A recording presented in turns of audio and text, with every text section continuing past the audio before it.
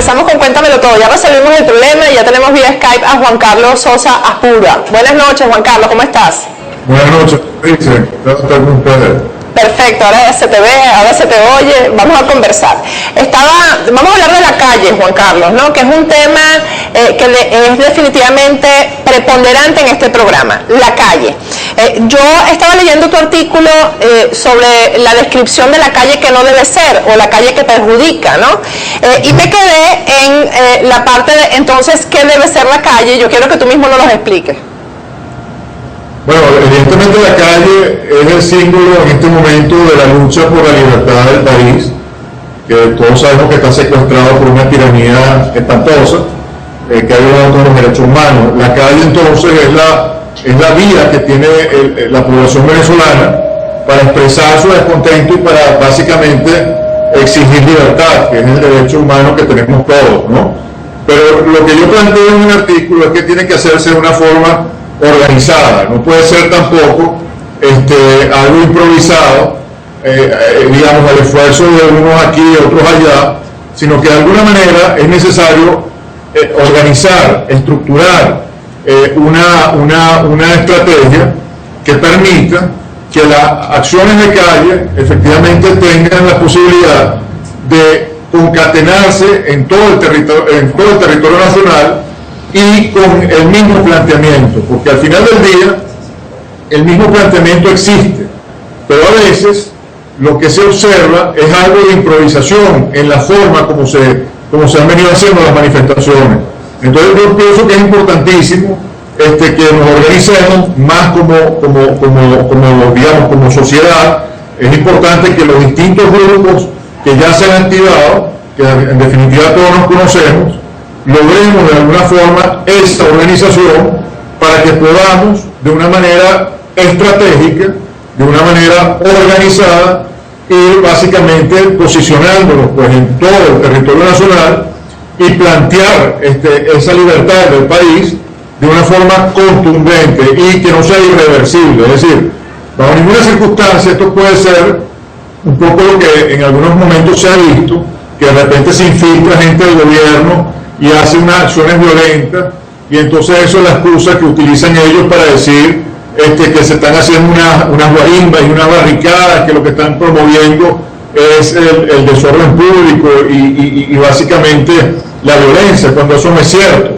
Cuando los que están protestando genuinamente no es otra cosa que la juventud venezolana, es decir, son los jóvenes del país que se han dado cuenta que simplemente no tienen futuro en Venezuela si las cosas siguen como van, y están básicamente expresando, pero precisamente por la falta de organización, de alguna manera, tanto el régimen como algunos factores que se dicen opositores, pero que actúan como si no lo fueran, es decir, los integrantes de la Mesa de la Unidad Democrática, de alguna manera pues se han valido de algunas de las cosas que han sucedido en la calle, algunas de las tragedias que hemos visto, para descartar esa forma de manifestar, cuando es la única forma que tenemos. O sea, lo que hay que entender es que no existe otra manera cuando todas las demás puertas están cerradas. Es decir, cuando tú tienes un país cuya institucionalidad no existe, porque todas las instituciones están secuestradas por el régimen,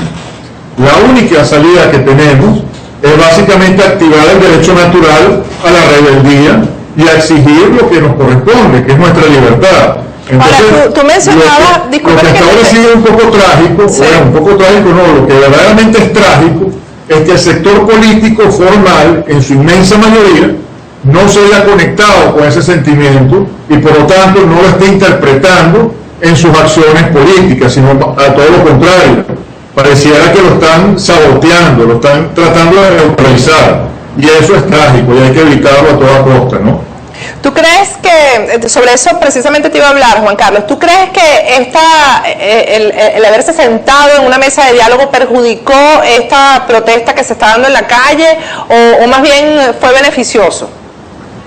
La perjudicó completamente, y aparte me parece que es una inmoralidad en la situación que se encuentra el país después de las violaciones a los derechos humanos que hemos visto, que han sido de las más violentas que se han visto en cualquier país en épocas recientes, que estos individuos de la Mesa de la Unidad Primero se sientan con la autoridad a representar a los luchadores de la calle, cosa que es absolutamente falso. Es decir, los luchadores de la calle son totalmente independientes en su esfuerzo y en su sacrificio, y para nada están interpretados ni están representados por estas personas que han asumido esa representación unilateralmente y se han sentado en una mesa a dialogar con un tirano que nos está destruyendo en todos los aspectos. Entonces, yo lo que pienso es que nosotros hemos llegado a una situación en donde ya no hay diálogo que valga, porque tú dialogas en un momento determinado cuando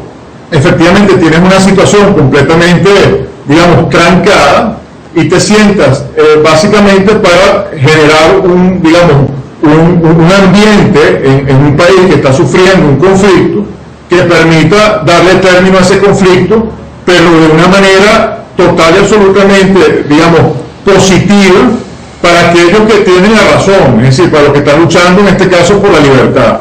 Un diálogo simplemente para mantener un status quo, para repartir unas prebendas, para intercambiar ciertos espacios de poder que solamente benefician a los que están sentados en esa mesa y a más nadie, es aberrante, pues, porque eso no es precisamente lo que necesita el país.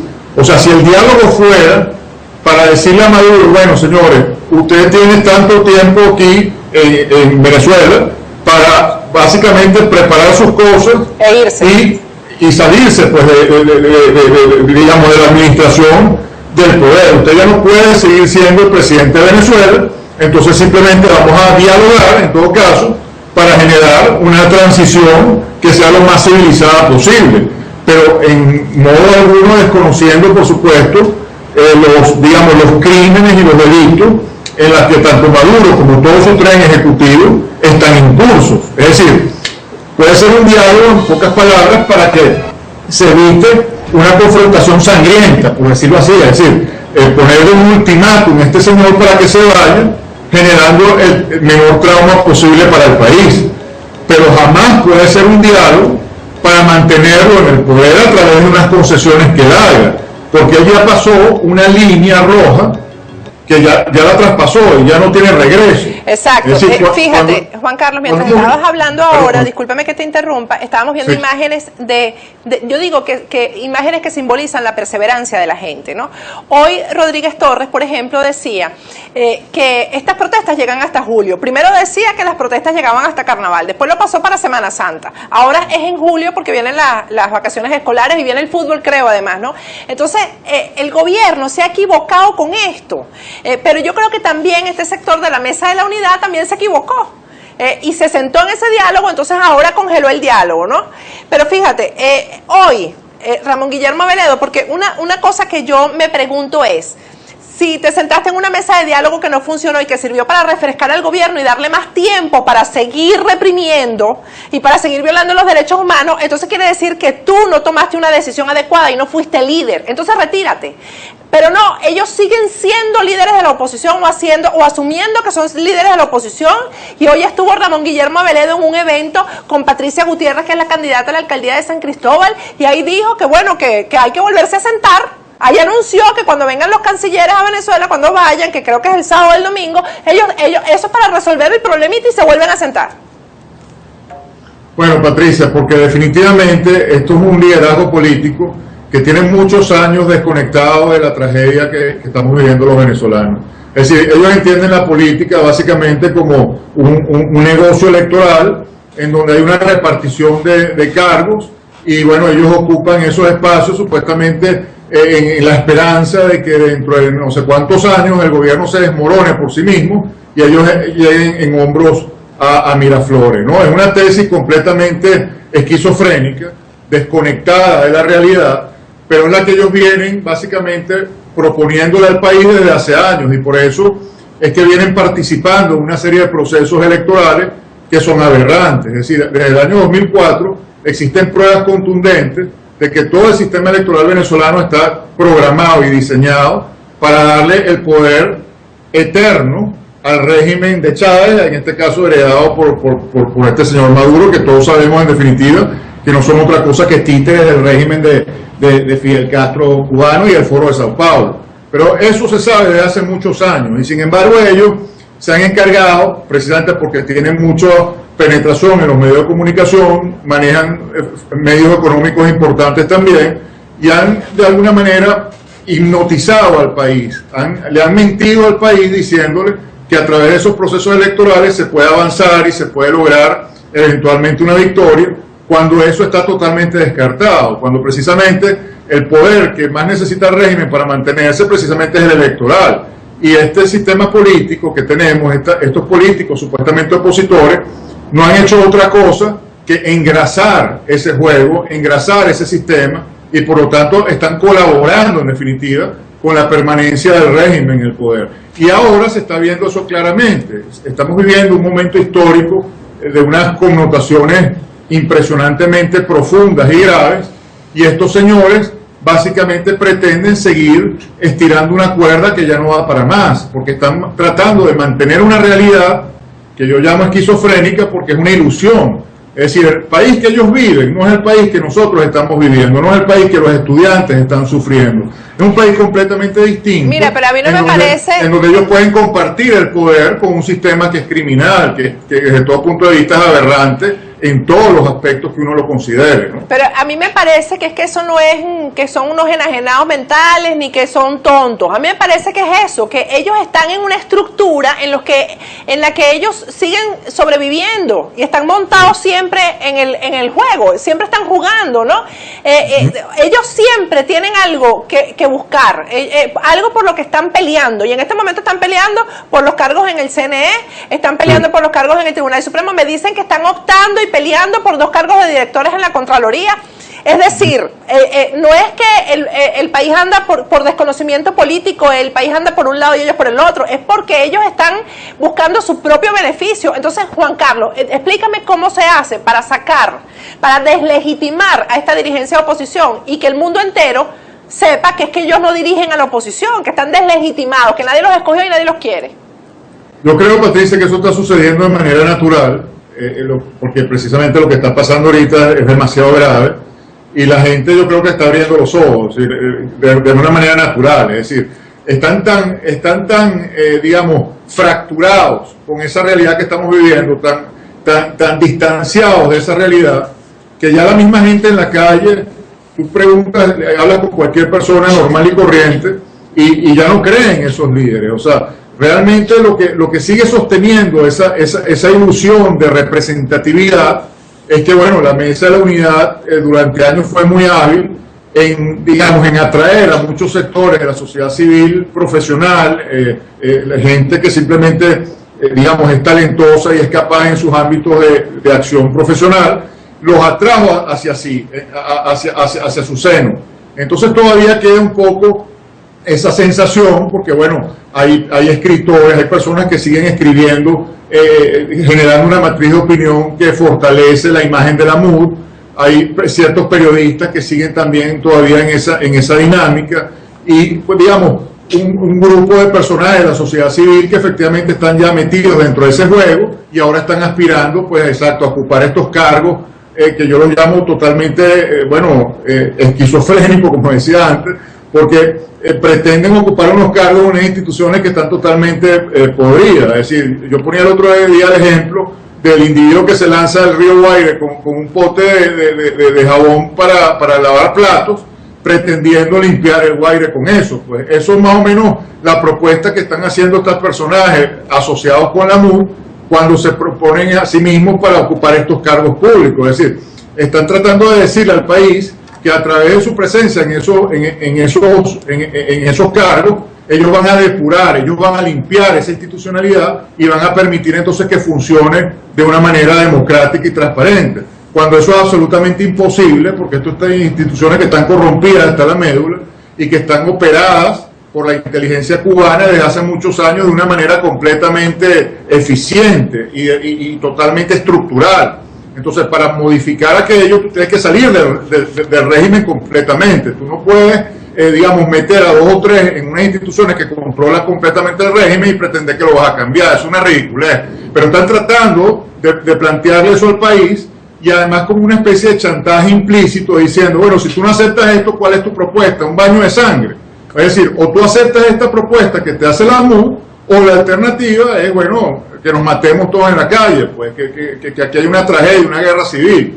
Entonces, en ese chantaje, evidentemente asustan a mucha gente y siguen consiguiendo ciertos apoyos internacionales y sus voces se siguen escuchando con ciertos ecos importantes, porque ya son muchos años en que han venido de alguna manera creando esta ilusión y armando estas redes de relaciones públicas y políticas a nivel internacional. Pero como lo que está pasando, lo que ha pasado en Venezuela en los últimos 4 meses ha sido tan grave, se les ha caído la careta de una forma también, digamos, contundente. Ya se les está viendo las costuras por todas partes. Pero entonces yo insisto, Juan Carlos, Patricia, es que comience a surgir de la misma sociedad civil nuevas voces, nuevas figuras, que nos unamos esas nuevas voces, esas nuevas figuras de una manera, digamos, una manera eficiente, que podamos efectivamente ofrecerle y plantearle al país una salida que sea coherente y además darle cierta tranquilidad a ese mismo país, es decir, a nuestro país y a la comunidad internacional, en el sentido de que se den cuenta de que aquí hay suficientes recursos humanos para llevar a cabo una transición, es decir, un gobierno de transición que es necesario y que sería totalmente legítimo y que es lo único que se justifica en este momento. Bueno, que somos capaces de llevar un gobierno de transición que sea efectivo, que sea civilizado y que conduzca al país, bueno, hacia la democracia transparente que todos necesitamos, pero de una manera inteligente. Hasta que eso no surja, es decir, hasta que ese grupo no tenga la capacidad de presentarle al país una propuesta de esta naturaleza y que tenga la penetración necesaria, la Mesa de la Unidad va a seguir funcionando quizás como esa única alternativa organizada que se ve, ¿no? Y mucha gente simplemente por desesperación va a seguir apoyándola, porque cuando voltea para cualquier otro lado no ve más nada, simplemente ve al régimen o el charco de sangre que promueve la Mesa de la Unidad como alternativa. Entonces, al final, pienso que es un poco la responsabilidad del país, o sea, las personas que de alguna manera seguimos comprometidas con Venezuela y que estamos totalmente conectados además con la lucha juvenil, con los estudiantes, que además creo que tienen que tener un liderazgo total en esta nueva etapa venezolana. Muchos de esos muchachos ya tienen la formación intelectual, la formación ética y la suficiente madurez también para constituir esta nueva vocería, estos nuevos representantes públicos de Venezuela. Y entonces, en la medida en que eso suceda, que esa lucha estudiantil se pueda conectar con un porcentaje importante de la sociedad civil que sea suficientemente representativa desde el punto de vista, si no tiene la forma de conectarse con un porcentaje importante de la sociedad civil que abrace esa institucionalidad militar y que en conjunto se forme entonces un solo equipo que le plantea al país entonces la alternativa de crear una verdadera transición hecha, digamos, a imagen y semejanza, si se quiere, de otras transiciones que han habido en el mundo en situaciones traumáticas que también han funcionado perfectamente. Lo que pasa es que, bueno, hay que sentarse y hay que hacer estos planteamientos. Y entonces la Mesa de la Unidad tendrá que, de alguna manera, bueno, asumir que ya ha perdido el liderazgo y, bueno, y la gente valiosa que todavía se encuentra allí, porque sigue teniendo gente valiosa relacionada con la MUD de alguna otra manera, bueno, tendrán también que sumarse a esta nueva dinámica y a esta nueva forma de entender la realidad venezolana. Porque mientras esto no pase, bueno, el planteamiento de la MUD es simplemente hacer un cogobierno con el régimen. Es que eso es lo que están haciendo. De alguna manera colaborando pues, con la institucionalidad de mentiras que tiene el régimen, para eso seguir en sus espacios, bueno, básicamente haciendo una política chiquita, completamente desconectada, vuelvo y repito, con el trauma histórico que estamos sufriendo, o sea, y que merece y necesita un tipo de política completamente distinta. Eso no puede ser una política tradicional a la que nos tiene acostumbrado la Mesa de la Unidad, que es básicamente un movimiento electoral que se activa especialmente en elecciones y que cuando no hay elecciones simplemente lo que hace, yo no sé qué es lo que hace, pues hacer planteamientos que no tienen ni pies ni cabeza. Entonces, de alguna forma, eso creo yo es lo que tendría que pasar, porque los jóvenes evidentemente merecen que eso suceda. Es decir, los jóvenes, yo creo que, yo hablo con muchísimos de ellos, en todas partes del país además, y efectivamente son muchachos que están totalmente comprometidos con Venezuela. Es decir, ellos quieren quedarse en su país, quieren hacer vida en Venezuela, tienen en su mente una Venezuela moderna, una Venezuela que efectivamente les dé oportunidades de alcanzar un destino de prosperidad, pero también llegaron a la conclusión de que con los miembros de la Mesa de la Unidad no lo van a lograr jamás. Es decir, con ese tipo de política eso no va a suceder.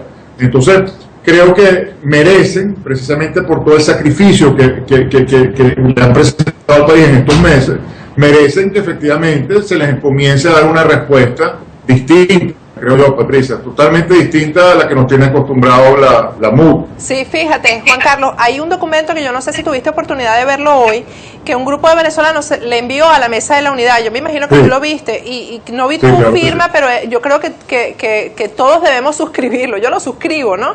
Voy a leer una pequeña parte. Dice: las confusas y contradictorias actuaciones de los distintos sectores de la oposición frente a los acontecimientos que hoy vivimos constituyen delicados asuntos que deben encararse con realismo y prontitud. El organismo que ustedes dirigen, refiriéndose a la MUD, se denomina Mesa de la Unidad Democrática. Por esa razón, para lograr la unidad tienen que definirse los propósitos, los objetivos y las metas que permitan esa unión, y deben implementarse mecanismos democráticos en la consulta y en la realización de las decisiones. Las diferencias deben ser abordadas y resueltas de inmediato. Si esto no ocurre, el país tendría derecho a pensar que es más fácil sentarse a dialogar con los irreductibles adversarios que con los amigos de la lucha opositora. Bueno, ahí le están poniendo como un freno a la Mesa de la Unidad, diciéndole cómo se deben hacer las cosas, ¿no? Y me parece que... además que están reconociendo una realidad que se ha hecho muy palpable siempre con la Mesa de la Unidad, que efectivamente ellos tienden a ser a veces mucho más sectarios que el mismo régimen. Es decir, a la hora de aceptar críticas, a veces se ponen muchísimo más obtusos de lo que uno pudiese desear de una gente que supuestamente está planteando una alternativa diferente a lo que nos viene proponiendo el régimen, ¿no? De la tiranía de esta gente. Entonces yo sí pienso que bueno, es un llamado de atención importante, un jalón de oreja. Creo que demasiado, demasiado optimista, en el sentido que yo pienso que eso no va a tener mayor repercusión. Creo que el problema de la Mesa de la Unidad es muy complejo, es muy estructural. Lo que no funciona en la Mesa de la Unidad es básicamente que hay demasiados intereses allí que hay que tratar de conciliar, pero esos intereses son demasiado contradictorios entre sí, se chocan, completamente se neutralizan, aparte de que están demasiado penetrados por el mismo régimen. Es decir, muchos de esos partidos políticos que hacen vida en la Mesa de la Unidad representan los intereses del régimen. Entonces, a la hora de crear un verdadero bloque opositor, que no solamente se oponga al régimen por lo que representa en cuanto a violación de derechos humanos y todas estas cosas espantosas, sino también desde el punto de vista ideológico. Es decir, el régimen está tratando de implementar en Venezuela un sistema comunista. Entonces, lo que se espera de la oposición es que plantee al país una alternativa de sociedad completamente opuesta al comunismo. Es decir, que realmente represente la libertad y la modernidad. Y eso dentro de la Mesa de la Unidad es imposible, porque tienen demasiados partidos, demasiados representantes de esos partidos que responden a la ideología comunista. Entonces, eso ha sido el pecado de origen de la Mesa de la Unidad, que no se va a resolver. A veces yo veo a algunos de sus voceros y pienso que efectivamente están haciendo un esfuerzo loable por tratar de conciliar esos intereses, pero precisamente como es imposible hacerlo, al final el planteamiento que hace la Mesa de la Unidad siempre es un planteamiento que no se ajusta al drama histórico que estamos viviendo. Entonces básicamente se limita a eso, a organizar los partidos para unas elecciones. Entonces, bueno, para repartirse quién es el que va a ir a las asambleas, quién va a ser alcalde, quién va a ser gobernador. En eso han sido hábiles, en esa repartición de cargos. Así es. Pero más allá de eso, de plantearle al país unas políticas públicas distintas a las del régimen, es decir, hacer política de altura, no tienen esa capacidad porque estructuralmente no tienen la forma de hacerlo. Mira, Juan Carlos, vamos a ir a un cortecito, te voy a pedir que te quedes ahí. Hay una persona desde Costa Rica que me está pidiendo que te pregunte qué visión tienes sobre la participación de los sectores más necesitados, que si crees que estos sectores más necesitados no bajan de sus barrios en masa, si se va a lograr la victoria. Te dejo esa pregunta al aire, vamos a un corte pequeñito y ya regresamos con Cuéntamelo Todo. Estamos con el escritor y abogado Juan Carlos Sosa Purba, ya regresamos.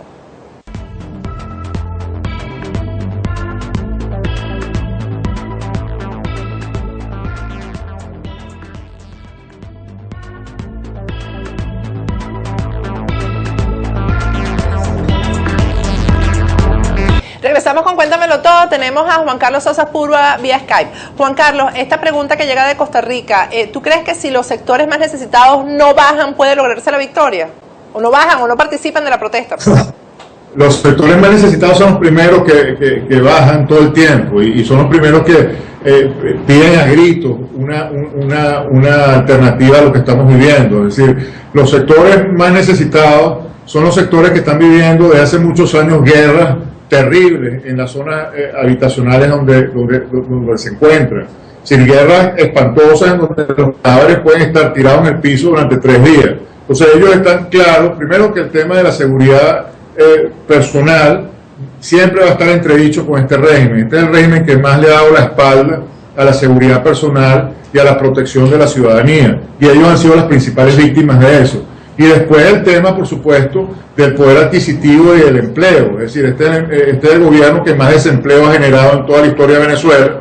La devaluación, el bolívar no vale nada, entonces la gente, si se gana un dinerito, cada vez que va al automercado ese dinerito le permite comprar menos cosas y por supuesto no tienen posibilidad de insertarse en la sociedad de una manera, digamos, sistemática para lograr prosperidad ascendente. Eso ya se sabe y yo creo que ya los más necesitados han llegado a esa conclusión.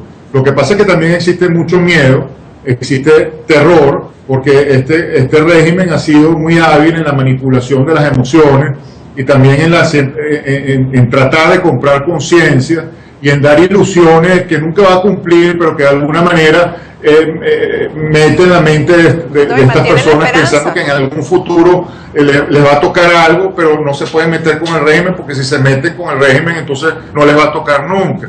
Pero en su fuero interno, y te lo digo porque yo hablo mucho con gente que vive en los sectores más humildes de Venezuela y están desesperados, están totalmente desesperados. Yo estoy absolutamente seguro de que si aquí se hiciese un planteamiento político como el que hemos venido conversando, con coherencia, y efectivamente se le plantea al país una alternativa diferente y además una estrategia para salir en tiempo perentorio de este sistema oprobioso que estamos sufriendo, son los primeros que van a salir a aplaudir, van a salir a las calles a bailar si eso pasa.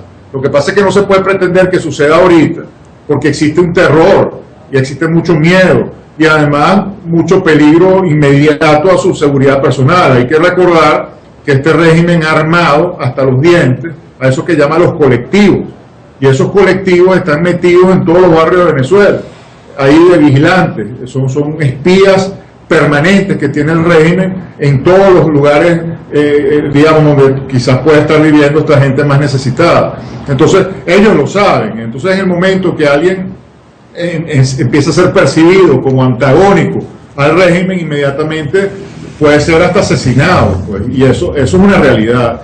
Entonces, es importante que se sepa, porque hay mucho populismo también por parte de todos los políticos, incluyendo los de la Mesa de la Unidad, cada vez que están hablando de los pobres, de subir barrios, y la eterna demagogia a la que estamos acostumbrados en los países latinoamericanos, y entonces pareciera que haciendo eso están diciendo que efectivamente la gente más necesitada está al margen de lo que estamos sufriendo, es decir, como si su realidad fuera distinta a la tuya, Patricia, a la mía y a la de cualquier otro venezolano, y realmente no es distinta. Claro que es una realidad muchísimo más, digamos, delicada, porque tienen mucho más privaciones y han sufrido infinitamente más, pero tienen las mismas ansias y tienen la misma necesidad de libertad y de vivir en un país que les dé seguridad y que les permita tener un futuro, si no para ellos, por lo menos para sus hijos, mejor. Y ellos saben, y ya se sabe perfectamente bien, que este régimen es una fábrica de miseria, es una fábrica de, cuando habla de pobres es simplemente porque quiere hacer más pobres, no porque quiere sacarlos de la pobreza y permitirles ser personas, digamos, con capacidad de autosustentarse y de poder tener unas vidas prósperas de verdad. Mira, Este sistema lo que quiere es básicamente empobrecer a toda la sociedad venezolana, ponerle la bota encima y ellos gobernar eternamente, igualito modelando pues a su padre, que es Fidel Castro. Fidel Castro. Hacer exactamente lo que pasó en Cuba. Por supuesto, ellos vivir como reyes. No quiero terminar el programa sin preguntarte sobre, porque tú también sabes de petróleo, que me contestes rapidito, este juicio que le gana Conoco a Venezuela, que es por $30 millones, ¿qué significa eso? Bueno, no, significa básicamente que se está constatando que en Venezuela no hay un respeto al Estado de Derecho, no se respeta la letra de los contratos. Conoco, evidentemente, al ganar esto, le está diciendo al mundo efectivamente que tenía razón cuando dijo que en Venezuela se había violado el contrato que ellos tenían con PDVSA. Entonces, básicamente se formaliza esa ausencia de Estado de Derecho y esa inseguridad jurídica que es tan negativa para atraer inversiones. Por eso hoy en día Venezuela es el país con más riesgo a la inversión y más difícil para hacer negocio del planeta entero. Ahora, es muy grave, es muy trágico. La vía para que Venezuela pague esa deuda, ¿cuál es? Oportunidades maravillosas, Patricia, es una verdadera tragedia. Sí. Ahora, la vía para que Venezuela pague esa deuda, ¿cuál es? Me imagino que es la congelación de sus cuentas en el exterior o algo así, ¿no? Bueno, ellos pueden pedir todo tipo de garantías, lo que pasa es que lo lógico para PDVSA es pagar, porque no estamos hablando tampoco de una imposibilidad de hacerlo. Tienen que establecer, por supuesto, una forma de pagar, porque de lo contrario podría suceder algo como lo que tú planteas. Ellos podrían exigir que se les congelase unos activos, como ha pasado en ciertos momentos del pasado, para garantizar que efectivamente se les pague sus creencias, ¿no? Vamos a ver cómo responde el PDVSA, porque los primeros desesperados ahorita son los mismos directores de PDVSA, que saben perfectamente bien que se está produciendo cada vez menos petróleo y la dependencia que ellos tienen de la inversión extranjera para poder sacar el crudo en el país es total. Es decir, nunca antes Venezuela había sido tan dependiente y tan incapaz, si se quiere, de autosustentarse como en el presente. Entonces, por eso PDVSA está buscando la forma de atraer a los que espantó, es decir, a los contratistas, a los que tienen años sin pagarles, violándole los contratos, etcétera. Está buscando atraerlos a mesas de negociación y llegar a acuerdos para tratar de salvar, si se quiere, el barco, porque el barco se está hundiendo a una velocidad vertiginosa, ¿no? Entonces, sí, ellos tienen que ser hábiles, tampoco que son tan idiotas, lo que han sido es profundamente irresponsables y corruptos, como sabemos, pero idiotas no son. Entonces, a la hora de la chiquita, ellos buscarán la forma de salvarse de alguna manera. Pero yo creo que ya estamos hablando de temas que son absolutamente, digamos, secundarios, sí, al lado de lo que está pasando. El drama inmenso en donde ya no podemos estar hablando ni siquiera de políticas públicas o de la manera como está gobernando este régimen. Porque estaríamos como dándole un beneficio de la duda y un pequeño espacio para que siga gobernando. Para que siga gobernando, por eso tenemos que hacer como país es de una vez por todas decirle a ustedes se tienen que ir. Y por eso vuelvo al principio cuando te hablaba de lo que debe ser una mesa de diálogo. Aquí la sociedad civil efectivamente tiene que buscar sentarse en una mesa de diálogo, pero como te decía antes, para establecer las pautas a través de las cuales el régimen va a funcionar para irse, ¿sí? Para irse de la manera menos traumática y, por supuesto, permitirle al país entonces una transición lo más civilizada posible, porque hay que ser un ultimátum, o sea, no Juan puede Carlos, no ser quiero que se me una vaya concesión, sí, porque hay que partir de la base que este sistema es criminal, han cometido crímenes espantosos que implican penas altísimas. La Corte Penal Internacional tiene injerencia en esto, porque se han cometido crímenes de lesa humanidad, los crímenes más grotescos que se pueden cometer, y los representantes del régimen son los responsables. Entonces, ante esta realidad, no tiene ningún sentido estar hablando de nada que no sea la forma como vamos a establecer para que ellos se vayan. Yo creo que esa tiene que ser la única narrativa que tenga Venezuela en este momento. Mira, vamos a poner en pantalla el último libro, ya se me acabó el programa, Juan Carlos, y quería comentarlo. La muerte tiene muchos rostros. Este es el último libro de Juan Carlos Sosa Aspurua, su segunda novela, que yo digo que no es novela, porque novela es ficción. Y aquí tú hablas, tú estás retratando realidades. Ahorita precisamente estaba leyendo a Julio Cortázar que decía eso, ¿no? Eso mismo que tú me acabas de decir. Lo que pasa es que yo quise plasmar en novela, porque los hechos son demasiado recientes para que sea a través de otro, porque la novela te permite concesiones que no te permite otro género literario. Entonces yo quise plasmar esta época venezolana que estamos sufriendo de una manera más libre para poder hablar, digamos, con mucho más libertad. Mira, ¿y cómo lo consigo? Porque yo lo quiero leer porque además hablas el drama del exilio, hablas del movimiento estudiantil, los intereses de poder tras bastidores, la corrupción, el mundo del militar. A mí me interesa muchísimo el libro. ¿Dónde se consigue? Rapidito antes de terminar el programa, Juan Carlos. Usted te lo consigue en Amazon, en iBooks, en Barnes & Noble, en Smashwords.com. Lo consigues en muchísimas librerías virtuales, si se quiere, en todas las más importantes, pero bueno, en Amazon, en iStore, en Barnes & Noble, en Sony, en todas partes lo puedes conseguir. La muerte tiene y bueno, y creo que es una lectura amena, porque además nos vamos a sentir todos muy identificados, porque es básicamente lo que hemos venido sufriendo en los últimos 15 años, ¿no? Bueno, muchísimas gracias, Juan Carlos, por habernos atendido, y se me hizo corto el programa contigo, definitivamente. Yo estoy segura que a los televidentes también se le hizo muy corto. Siempre a la hora, Patricia. Muchísimas gracias por haberme dado este espacio tan generoso. Bueno, y que se repita, además. Bueno.